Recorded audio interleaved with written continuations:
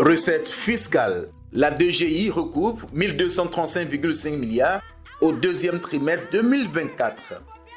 La Direction générale des impôts a organisé son séminaire bilan du deuxième trimestre et du premier semestre 2024 le mercredi 17 juillet 2024 dans un hôtel de la place. Stratégie pour l'optimisation du rendement de l'impôt foncier, tel est le thème central de cette importante rencontre de travail présidée pour la circonstance par M. Adama Coulibaly, ministre des Finances et du Budget, représenté par M. Bassongbo Bamba, son directeur du cabinet adjoint, qui a réuni les membres du comité de direction élargi, des sous-directeurs et chefs de service désignés. La modération de cette rencontre a été assurée par M. Koné Paul, inspecteur général adjoint des services fiscaux. Avant l'entame des travaux, Mme Mda Lucie, chargée d'études et membre du secrétariat permanent du comité éthique de la DGI, a procédé à la lecture et au commentaire du 7e principe de notre charte d'éthique intitulé « Le conflit d'intérêts ». Le conflit d'intérêts est une situation dans laquelle une personne se trouve lorsqu'elle est chargée d'une fonction d'intérêt général qui rentre en concurrence avec les intérêts personnels ou professionnels selon le cas. Dans l'administration publique en général, le conflit d'intérêts peut engendrer la discrimination entre les usagers du service public et donc miner la confiance des citoyens en la capacité des autorités à assumer leurs responsabilités dans la transparence. Dans son allocution de bienvenue, M. Ouattara Abou, directeur général des impôts, a salué la présence de M. Bassongbo Bamba, directeur de cabinet adjoint, à qui il a demandé de traduire au ministre de tutelle la gratitude de la direction générale des impôts pour ses nombreuses sollicitudes. Par ailleurs, il a invité l'ensemble des agents des impôts, tout grades confondus, à persévérer dans l'effort afin d'atteindre des objectifs et améliorer le rendement des services sur les trimestres à venir. Il a également présenté et commenté les résultats du deuxième trimestre et ceux du premier semestre 2024. Cet objectif s'établissait à 1314 milliards. Notre administration a mobilisé 1235 milliards, ce qui correspond à un taux de réalisation de 94%. Nos recettes sont en hausse de 113 milliards, par rapport à la même période de l'année 2023, soit un taux de progression de 10,1%. À l'échelle du semestre, les recettes se chiffrent à 2148,8 milliards pour un objectif de 2227,5 milliards, soit un taux de réalisation de 96,5%. En comparaison avec les réalisations du premier semestre 2023, les recettes augmentent de 11,1%. J'invite tout le monde à se tourner davantage vers une politique de gestion interne optimale afin d'améliorer de façon significative nos performances et de faire face avec abnégation, engagement, courage, de faire face aux défis en perspective, en acceptant de s'engager avec humilité, mais avec détermination et avec certitude pour la réalisation de nos objectifs. Ouvrant le séminaire, M. Bassongbo Bamba, directeur de cabinet adjoint, a transmis les chaleureuses salutations du ministre aux participants. Il a exhorté l'ensemble du personnel de la DGI à redoubler d'ardeur afin d'accroître significativement les recettes en capitalisant les recommandations du présent séminaire. Vous l'aurez compris, l'importance et l'urgence des attentes du gouvernement vis-à-vis de notre département ministériel reste forte. Dans ce sens, les performances de la Direction générale des impôts seront particulièrement scrutées dans les mois à venir. C'est pourquoi il importe de rappeler la nécessité de continuer à redoubler d'ardeur dans la mobilisation des recettes, tout en travaillant au relèvement du taux de pression fiscale. De fait, une attention particulière devra être accordée aux niches importantes qui demeurent encore sous-fiscalisées, notamment dans le foncier et la fiscalité immobilière. Il vous appartiendra de jouer pleinement votre partition dans la mise en œuvre de la stratégie de mobilisation des recettes fiscales sur le moyen terme, élaborée avec le concours de vos services. Monsieur Adiko Innocent, directeur de la stratégie, des études et statistiques fiscales, assisté de Monsieur Nguessambrou Tchoumoun-Serge, sous-directeur de la prévision et des statistiques, et de Monsieur Capo Guillaume, chef de service d'analyse des statistiques des recettes fiscales, a présenté les résultats du deuxième trimestre et du premier semestre 2024 et les perspectives du troisième trimestre 2024 en 3 points. Contexte et éléments de gestion, réalisations et analyses, perspectives pour le troisième trimestre 2024. Ce sont les mesures qui ont eu un impact positif sur les recettes. Il s'agit de l'aménagement de certaines dispositions du Code des impôts en matière de droits d'enregistrement et de thème. On a eu 180 millions. L'assujettissement de plein droit à la TVA, les contribuables relevant du régime du réel et qui exercent dans le domaine du transport. En ce qui concerne l'impôt foncier, on dénombre à fin juin 2024 538 544 contribuables. Et ce fichier est dominé fortement par les personnes physiques qui occupent 98,5% du fichier. Et comparativement aux impôts divers où nous avons une prédominance au niveau d'Abidjan, l'impôt foncier, lui, est représenté à 54% au niveau de l'intérieur. Donc, en impôts divers, pour le second semestre 2024, on attend 1 965 milliards, impôts fonciers 83 milliards et les conservations foncières 161 milliards.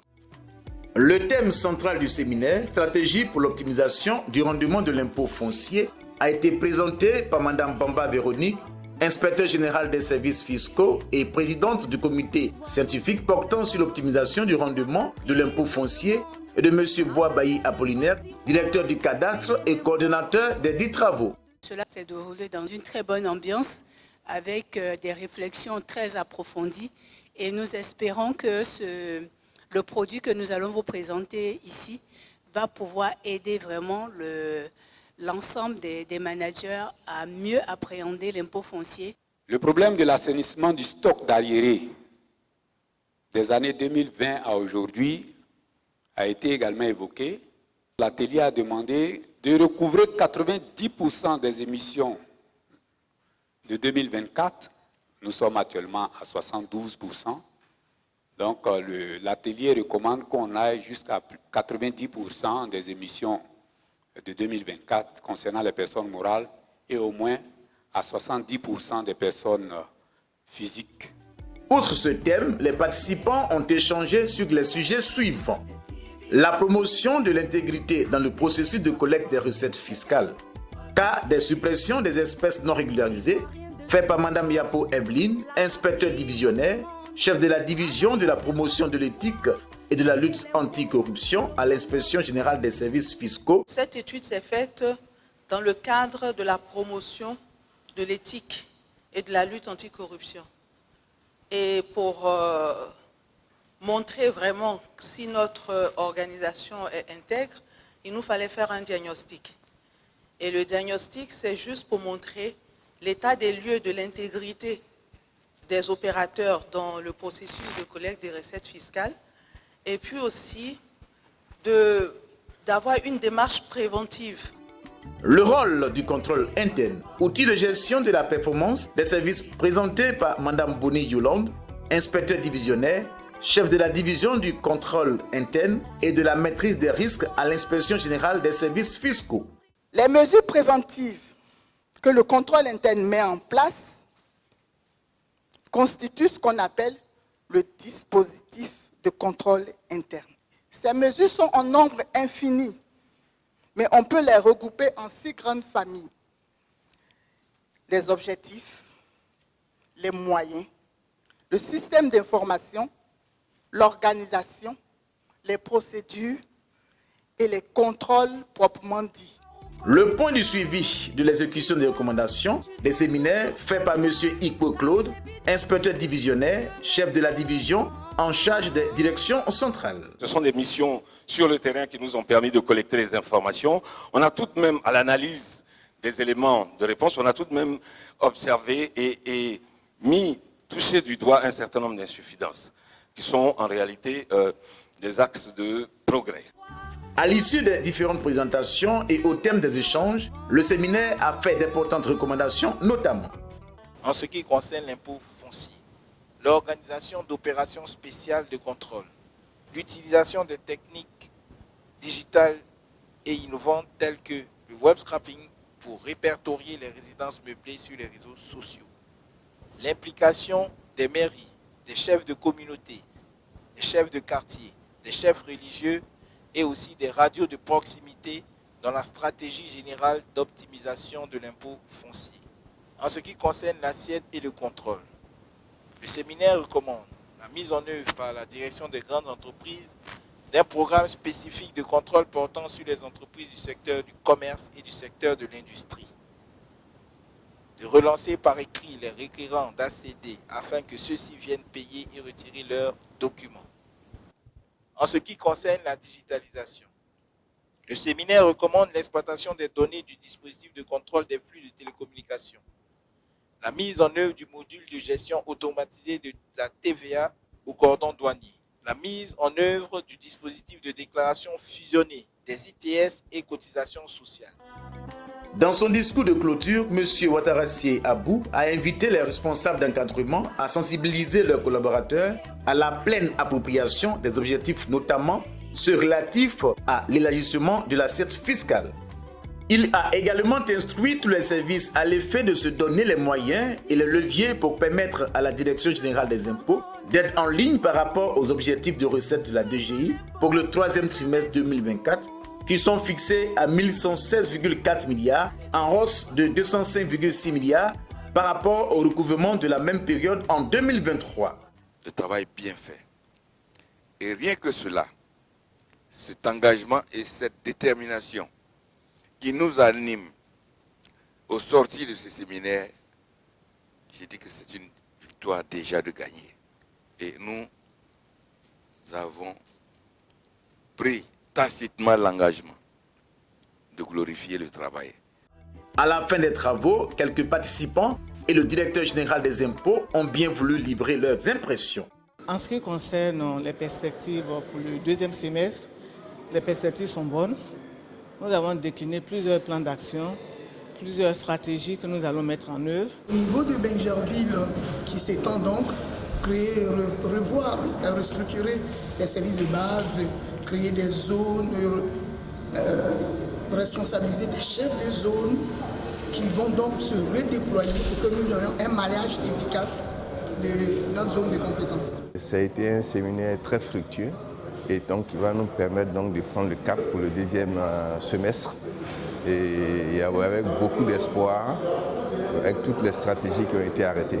Nous allons nous attacher à ce que les contribuables soient satisfaits de la qualité des services qui leur sont proposés par la Direction générale des impôts. Faire de l'impôt foncier un impôt leader en Côte d'Ivoire au regard du potentiel que notre pays offre en matière de fiscalité immobilière. Ensemble, cultivons le civisme fiscal.